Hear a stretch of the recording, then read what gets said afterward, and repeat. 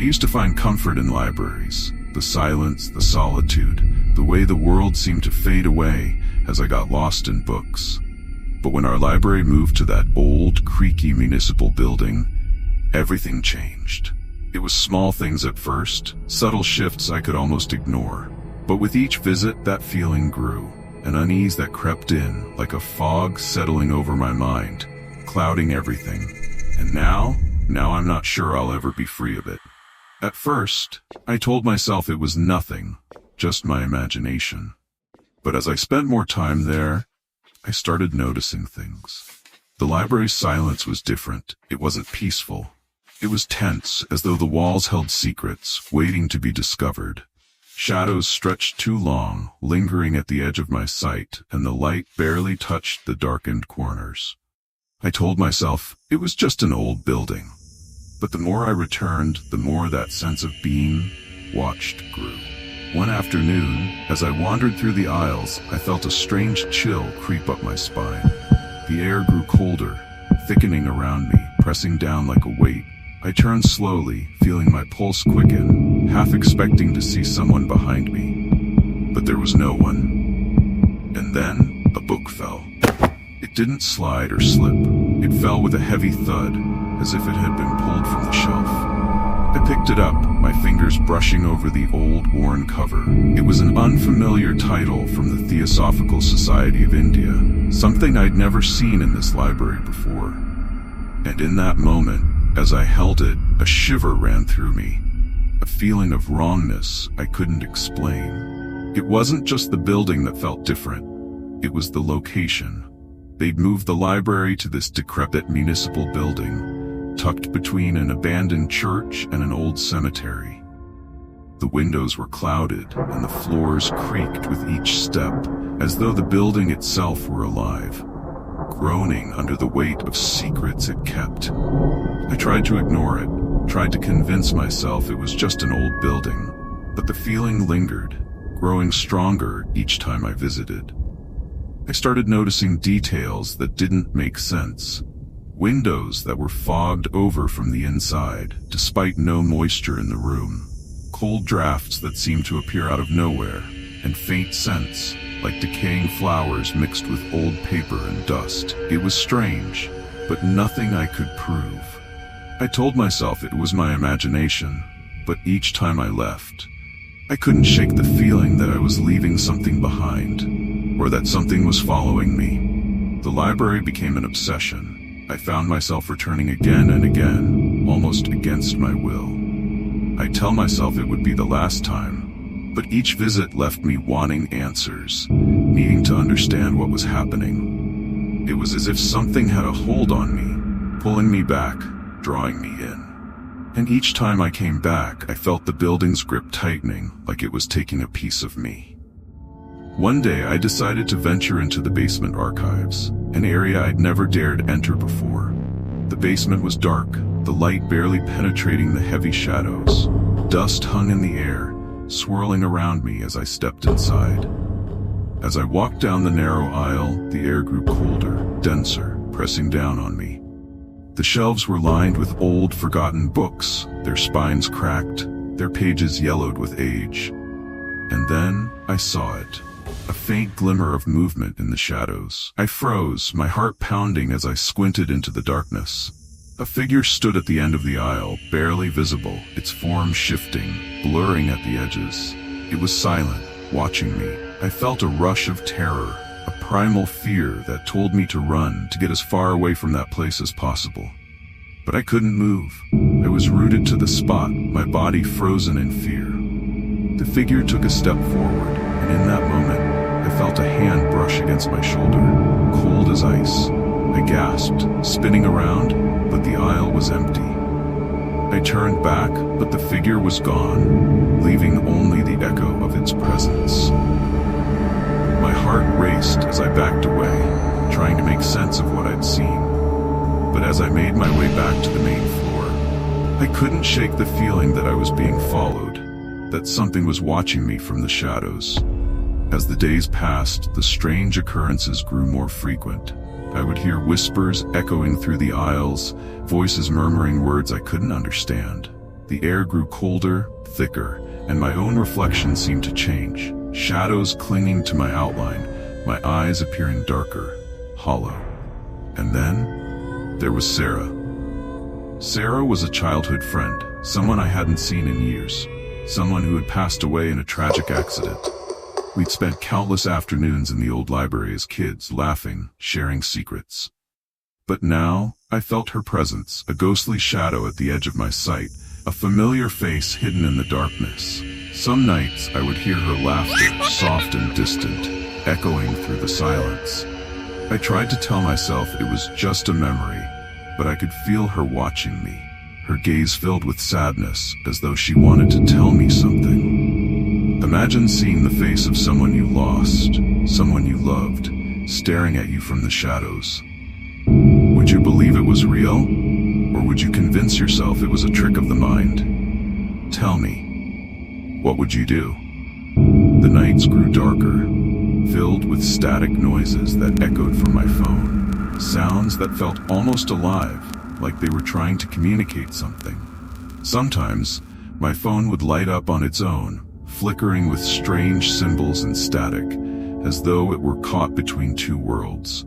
Each time it happened, I felt a chill, a sense that something was reaching out from beyond, trying to make contact. One night, as I lay in bed, my phone buzzed. The screen lit up, flickering with static, and then I saw it, a face, pale and familiar, staring back at me from the screen. It was Sarah, her expression filled with sorrow, her eyes dark and empty. I dropped the phone, my heart racing as her face disappeared, leaving only the faint hiss of static in the dark. In desperation, I sought help. I visited priests, stayed in temples, anything to escape the darkness that had latched onto me, but nothing worked. The darkness followed me, a shadow that lingered, growing stronger each day. It was as if something had claimed me, like I was being pulled deeper into a world I couldn't understand. One night, as I lay awake, I felt something cold settle over me, a heavy weight pressing down on my chest, making it hard to breathe. I opened my eyes, and there, standing at the foot of my bed, was Sarah. Her form was pale, almost translucent, her eyes filled with sadness, her lips moving as if she were trying to speak. But no words came out, only a faint, broken whisper that echoed in my mind. "Leave," she said, her voice barely audible, a plea filled with desperation. I sat up, reaching out to her, but she vanished, leaving only the faintest chill in the air. My heart pounded as I sat alone in the darkness, her whispered warning echoing in my mind. Leave. But how could I? It felt like wherever I went, this presence would follow. The days became a blur, each one bringing new horrors, new signs that something was tightening its grip on me. Shadows shifted around my home, moving in unnatural ways, stretching across the walls like tendrils reaching out, closing in. One evening, I noticed something strange.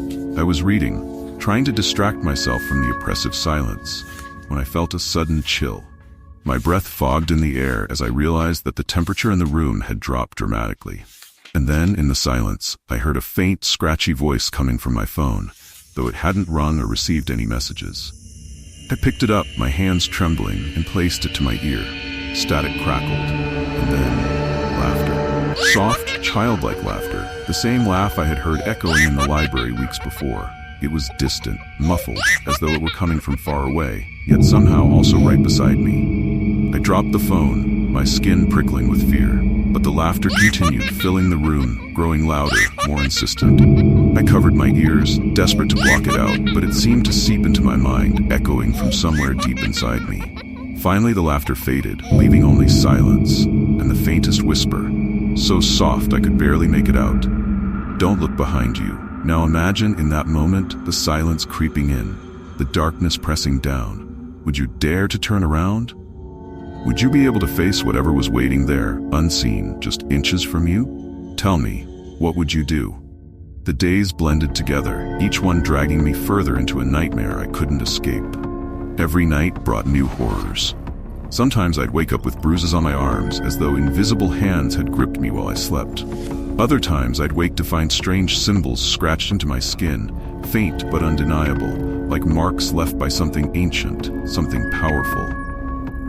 And then there were the faces. In every reflective surface, mirrors, windows, even the screen of my phone, I began seeing glimpses of faces. They were fleeting, just flashes at first, but they grew bolder.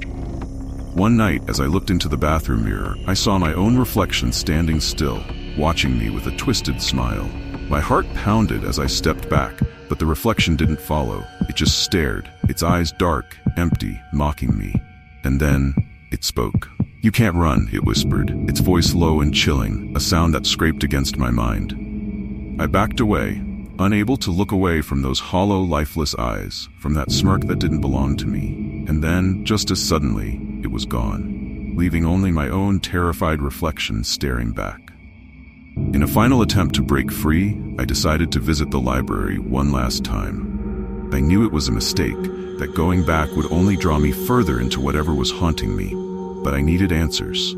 I needed to know what had latched onto me, what had followed me from that place. So, one stormy night, I returned, slipping through the doors into the silent, darkened library. The moment I stepped inside, the air grew thick, almost suffocating. The silence was unnatural, oppressive, pressing down on me with a weight that made it hard to breathe. I walked slowly through the aisles, the only sound the creak of the floor beneath my feet. Shadows stretched across the walls, twisting into grotesque shapes that seemed to follow me, closing in. As I approached the back of the library, where the rare books were kept, I felt an overwhelming sense of dread. I reached out, pulling a book from the shelf, its cover old and faded. The moment I touched it, a rush of images flooded my mind. Visions of people, dark-robed figures standing in a circle, their faces hidden, chanting in a language I couldn't understand. I saw flashes of rituals, candles burning, symbols painted on the walls in dark, glistening ink. And in the center of it all, a figure stood, shrouded in shadow, watching. The vision faded, leaving me dizzy, my heart pounding as I realized that whatever these people had summoned, it was still here. And it wanted me. I backed away, the images still flashing in my mind, each one more horrifying than the last. But as I turned to leave, I felt a presence, a cold, heavy weight that settled over me, filling me with a terror unlike anything I had ever felt. The shadows closed in, blocking the exit, trapping me in darkness. And then from the depths of that darkness, I saw it. A pair of eyes, gleaming with a cold, unnatural light, watching me from the end of the aisle. I stood frozen, my heart racing as the figure moved closer, its form shifting, blurring at the edges as if it were barely tethered to reality. It reached out, its hand cold and skeletal, stretching toward me, its fingers long and claw-like. I tried to scream, to run, but my body wouldn't respond. I was trapped, paralyzed, as it whispered my name, its voice a twisted, mocking echo that filled my mind. In that moment, I understood. It had been waiting for me, feeding off my fear, growing stronger with each visit, each night I spent in its presence. It had taken pieces of me, little by little, and now it was claiming the rest. With every ounce of strength I had left, I forced myself to move, stumbling backward, my legs weak and unsteady. I managed to break free from its gaze, darting through the aisles, the shadows twisting and shifting around me, reaching out as if to pull me back. I burst through the doors, the cold night air hitting me like a wave as I ran into the street, never looking back. But even as I fled, I could feel it. The darkness clinging to me, following me, watching from the shadows as I stumbled home. I locked the doors, closed every window, but no amount of distance could erase the feeling that it was still there, waiting for the moment when I'd let my guard down. It's been months since that night, and though I've tried to forget, I can't escape the feeling that it's still with me. Shadows linger longer than they should, and every mirror, every reflective surface holds that same darkness, waiting to slip back into my life. I don't go to libraries anymore. I don't trust them. And sometimes, late at night, I hear her laughter, Sarah's laughter, distant but clear, echoing through the silence. I know it's only a matter of time. The darkness is patient, relentless. It's waiting, watching, feeding off my fear. And one day, I know it will come back for me.